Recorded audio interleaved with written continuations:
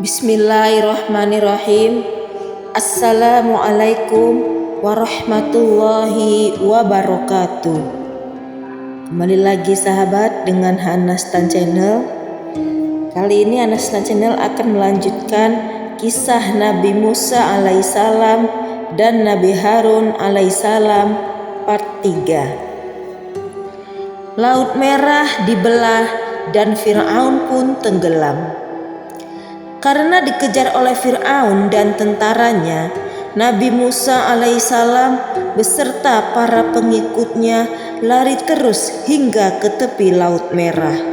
Sampai di situ, Nabi Musa menemui jalan buntu dan kebingungan. Maka turunlah firman Allah untuk menolongnya, sebagaimana disebutkan di dalam Al-Quran yang artinya, "Dan ingatlah ketika kami belah laut untukmu, lalu kami selamatkan kamu dan kami tenggelamkan Fir'aun dan pengikut-pengikutnya, sedang kamu sendiri menyaksikannya." Al-Quran Surat Al-Baqarah ayat 50. Nabi Musa dan Nabi Harun. Raja Fir'aun dan tentaranya telah binasa, tetapi warisan kekufurannya masih saja tertanam dalam jiwa rakyatnya, sehingga Nabi Musa alaihissalam merasakan kesulitan untuk memperbaiki budi pekerti yang telah rusak itu, apalagi dengan sekadar nasihat-nasihat. Untuk itu Nabi Musa alaihissalam memohon kepada Allah Subhanahu wa Ta'ala, sebagaimana disebutkan dalam Al-Quran yang artinya, "Dan saudaraku Harun, dia lebih fasih lidahnya daripadaku, maka utuslah dia bersamaku sebagai pembantuku untuk membenarkan perkataanku. Sesungguhnya aku khawatir mereka akan mendustakanku." Al-Quran Surah Al-Qasas ayat 34. Permohonan Nabi Musa alaihissalam itu dijawab oleh Allah. Dijelaskan dalam Al-Quran yang artinya, Allah berfirman, "Kami akan membantumu dengan saudaramu, dan kami berikan kepadamu berdua kekuasaan yang besar, maka mereka tidak dapat mencapaimu. Berangkatlah kamu berdua dengan membawa mukjizat kami. Kamu berdua dan orang yang mengikuti, kamulah yang menang." Nabi Musa menerima wahyu. Ketika pergi ke Gunung Sinai, Nabi Musa alaihissalam menerima firman dari Allah Subhanahu wa Ta'ala selama 40 malam. Selama itu ditinggalkannya umatnya di bawah pimpinan Nabi Harun alaihissalam. Tetapi selama kepergian Nabi Musa alaihissalam, umatnya ternyata menjadi lupa diri dan murtad. Samiri membuat patung. Salah seorang umat Nabi Musa alaihissalam adalah Samiri. Ia pandai membuat patung sapi betina dari emas. Kemudian dimasukkannya segumpal darah dari bekas telapak kaki kuda malaikat Jibril, sehingga patung itu dapat bersuara. Menurut riwayat, sewaktu Nabi Musa alaihissalam dan kudanya akan menyeberang Lautan Merah bersama kaumnya, malaikat Jibril dengan mengendarai kuda betina membimbing perjalanan mereka di permukaan itu. Mereka itu mengendarai sebuah kuda betina membimbing perjalanan mereka. Itu adalah perintah Allah, karena semua kuda Nabi Musa alaihissalam dan kaumnya tidak mau melewati Laut Merah.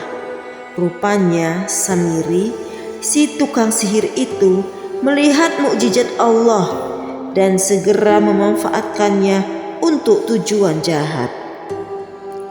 Setelah patung anak sapi itu selesai dibuat, maka berserulah Samiri kepada orang-orang sekitarnya, "Wahai kawan-kawanku, agaknya Musa sudah tidak ada lagi.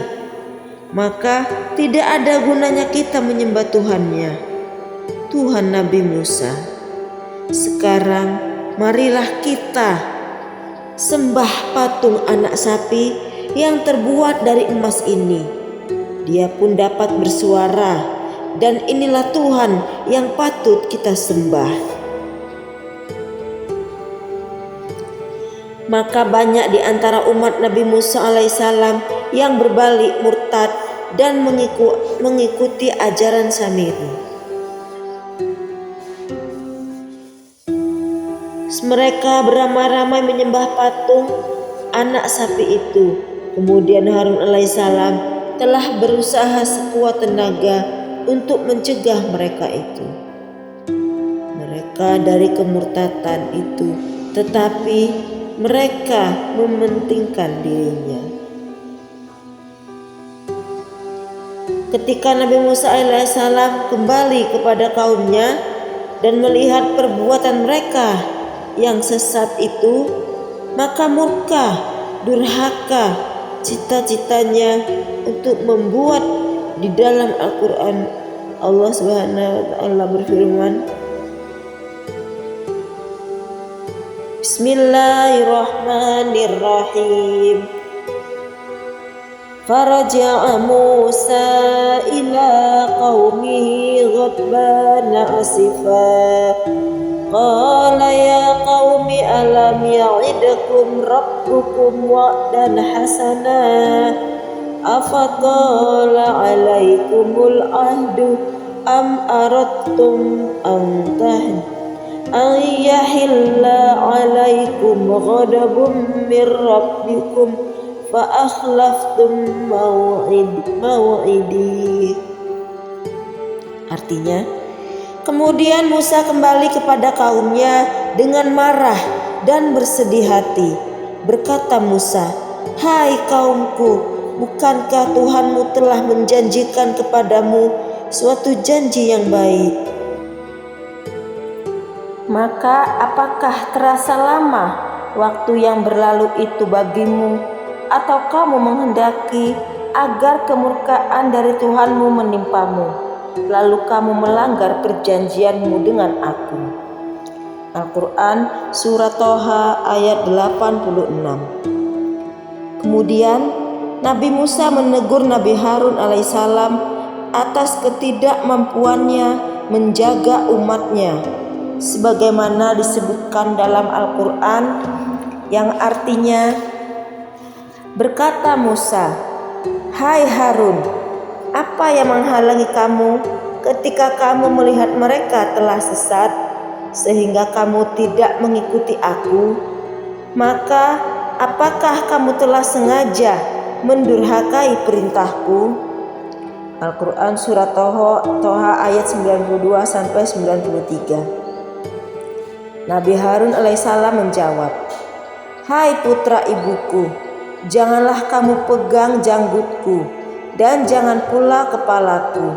Sesungguhnya aku khawatir bahwa kamu akan berkata kepadaku, kamu telah memecah antara Bani Israel dan kamu tidak memelihara amanatku." Surat Toha ayat 94. Kepada Samiri, Nabi Musa alaihissalam kemudian menghardik seperti yang disebut dalam Al-Quran, yang artinya, berkata Musa, "Apakah yang mendorongmu berbuat demikian, hai Samiri?" Samiri menjawab, "Aku mengetahui sesuatu yang mereka tidak mengetahuinya. Maka aku ambil segenggam dari jejak Rasul, lalu aku melemparkannya, dan demikianlah nafsuku menunjukku." Berkata Musa, "Pergilah kamu, maka sesungguhnya bagimu di dalam kehidupan di dunia ini hanya dapat mengatakan, janganlah menyentuh aku, dan sesungguhnya bagimu hukuman di akhirat, yang kamu sekali-kali tidak dapat menghindarinya. Dan lihatlah, Tuhanmu itu yang kamu tetap menyembahnya. Sesungguhnya kami akan membakarnya, kemudian kami sungguh-sungguh akan menghamburkannya ke dalam laut berupa abu yang berserakan. Al-Quran Surat Toha ayat 95 dan 97. Kemudian kepada umatnya yang lain, Nabi Musa alaihissalam memerintahkan untuk bertobat atas kesalahan dan dosa mereka. Nabi Musa alaihissalam memohon ampun kepada Allah. Umat Nabi Musa ingin melihat Tuhan. Umat Nabi Musa alaihissalam, yakni Bani Israel, memiliki sifat keras kepala dan hati. Sifat kekufuran yang ada pada mereka tidak mudah hilang begitu saja. Mereka senantiasa mencari alasan untuk dapat lepas dari kewajiban dan bebas dari segala yang diharamkan. Mengenai itu, Allah Subhanahu wa Ta'ala telah berfirman yang artinya, "Dan ingatlah ketika kamu berkata, 'Hai Musa, kami tidak akan beriman kepadamu sebelum kami melihat Allah dengan terang. Karena itu kami disambar halilintar, sedang kamu menyaksikannya. Setelah itu kami bangkitkan kamu sesudah kamu mati, supaya kamu bersyukur." Al-Quran Surah Al-Baqarah ayat 55-56. Bani Israel ragu terhadap Allah, karena itu mereka menyerupakan Tuhan dengan suatu makhluk hidup. Padahal seisi alam ini tidak ada yang dapat menyerupai Allah. Zat Allah tidak dapat dilihat dan oleh mata manusia, tetapi Allah dapat melihat dengan kesucian dan kekuasaannya segala makhluk yang diciptakannya. Umat Nabi Musa terkurung di padang Tin. Bani Israel yang telah menjadi pengikut Nabi Musa alaihissalam mudah sekali terpengaruh oleh kaumnya yang kafir. Jika mereka bertemu, maka para pengikut Nabi Musa alaihissalam akan segera kembali kepada kebiasaannya yang lama. Itulah sebabnya Allah kemudian menyuruh mereka agar berhijrah ke negeri Suriah, Baitul Maqdis. Tetapi mereka menolak perintah itu dengan banyak mengemukakan alasan yang dibuat-buat. Maka Allah Subhanahu wa Ta'ala mengurung mereka di padang Tin selama 40 tahun. Di dalam Al-Quran Allah menerangkan yang artinya, "Dan ingatlah ketika kami berfirman, masukkanlah kamu ke negeri ini, Baitul Maqdis, dan makanlah dari hasil buminya yang banyak lagi enak di mana kamu sukai, dan masuklah pintu gerbangnya sambil bersujud, dan katakanlah, bebaskanlah kami dari dosa. Niscaya kami ampunkan segala kesalahan-kesalahanmu, dan kelak kami akan menambah pemberian kami kepada orang-orang yang berbuat baik." Surat Al-Baqarah ayat 58. Kaum Nabi Musa alaihissalam dilimpahi berbagai nikmat yang banyak dari Allah. Allah selalu menolong mereka ketika dalam kesusahan, namun durhaka kepada Allah.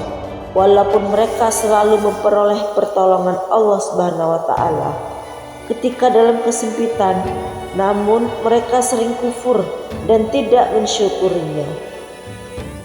Nabi Musa alaihissalam wafat di padang Tin dalam usia 120 tahun, sedangkan Nabi Harun wafat lebih dahulu daripada beliau. Hikmah dari kisah Nabi Musa dan Nabi Harun yaitu Allah Maha berkuasa atas segala sesuatu. Nabi Musa kecil selamat dari ancaman pembunuhan ketika lahir adalah karena kuasa Allah. Nabi Musa adalah orang yang sangat bersahaja, sehat jasmani dan rohani, cerdas serta tanggap terhadap fenomena masyarakatnya.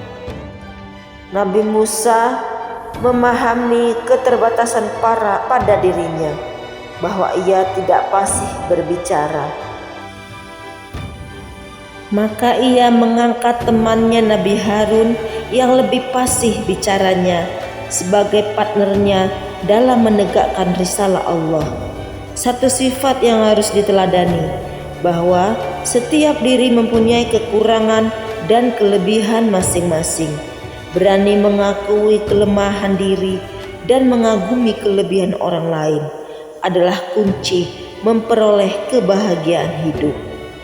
Allah mengekalkan jasad Fir'aun sampai saat ini sebagai pelajaran bagi umat manusia akan kesombongan seorang dengan mengaku sebagai Tuhan, yang akhirnya binasa dan tidak berkutik di hadapan Allah Subhanahu wa Ta'ala. Alhamdulillah sahabat, kisah Nabi Musa alaihissalam dan Nabi Harun alaihissalam telah kami tuntaskan hingga akhir. Semoga bermanfaat dan bisa menambah wawasan kita. Saya ucapkan terima kasih. Billahi taufik wal hidayah. Wassalamualaikum warahmatullahi wabarakatuh.